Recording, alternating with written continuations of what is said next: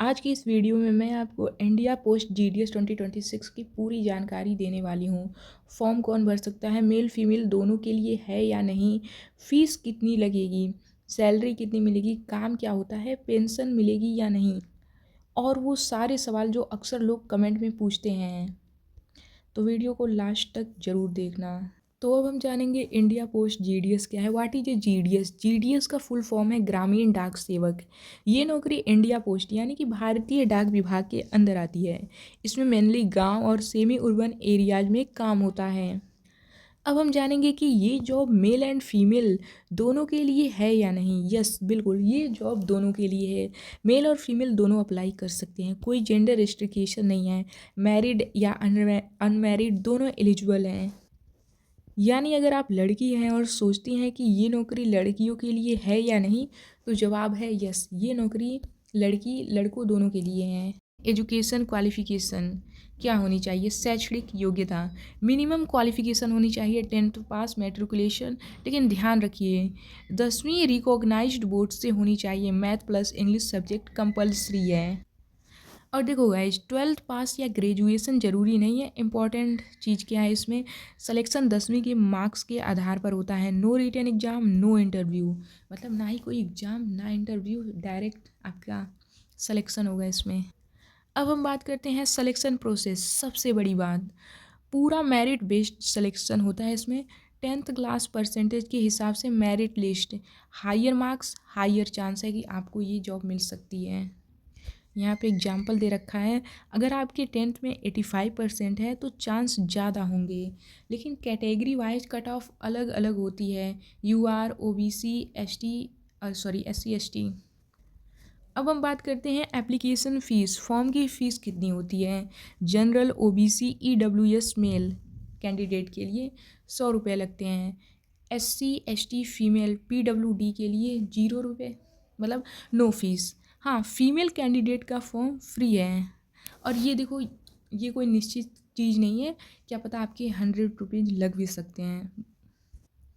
और यहाँ पे दे रखा है पेमेंट मोड, मतलब आप पेमेंट कैसे कर सकते हैं। Online, debit card, credit card, net banking, UPI, आप किसी से भी ऑनलाइन पेमेंट कर सकते हो। अब हम जानते हैं पोस्ट नेम्स, कौन कौन सी पोस्ट होती हैं। इंडिया पोस्ट जीडीएस में मेनली 3 पोस्ट होती हैं। Branch post master BPM, assistant branch post master ABPM डाक सेवक।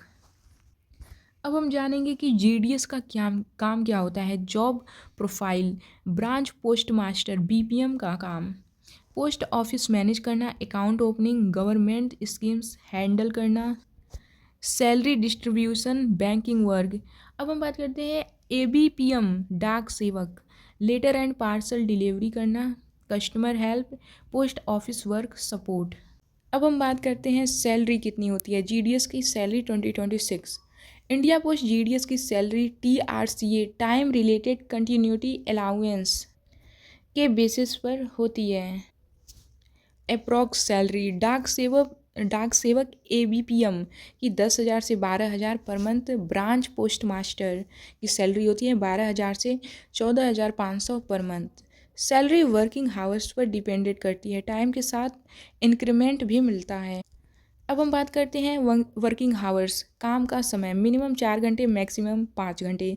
ये फुल टाइम जॉब नहीं है, लेकिन साइड वर्क स्टडी के लिए अच्छा ऑप्शन है। अब हम बात करते हैं पोस्टिंग कहाँ मिलेगी। मोस्टली होम डिस्ट्रिक्ट या near by area, village, rural area. Performance transfer बहुत कम होता है इस। बहुत से लोगों का डाउट रहता है इसमें पेंशन मिलेगी या नहीं। ओल्ड पेंशन नहीं मिलती, लेकिन गारंटी प्लस सर्विस बेनिफिट्स मिलते हैं। टाइम के साथ डिपार्टमेंटल एग्जाम देकर परमानेंट पोस्ट MTS पोस्टमैन बनने के चांस भी होते हैं। अब हम जानते हैं इसमें एज लिमिट, उम्र सीमा कितनी होती है। मिनिमम एज 18 साल होनी चाहिए, मैक्सिमम एज 40 ईयर यानी 40 साल।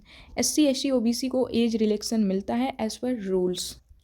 लोगों के मन में आने वाले कॉमन क्वेश्चन, एग्ज़ाम होगा, no exam, interview, no interview, और क्या क्या क्वेश्चन होते हैं आपके, सब क्लियर कर देंगे इसी में।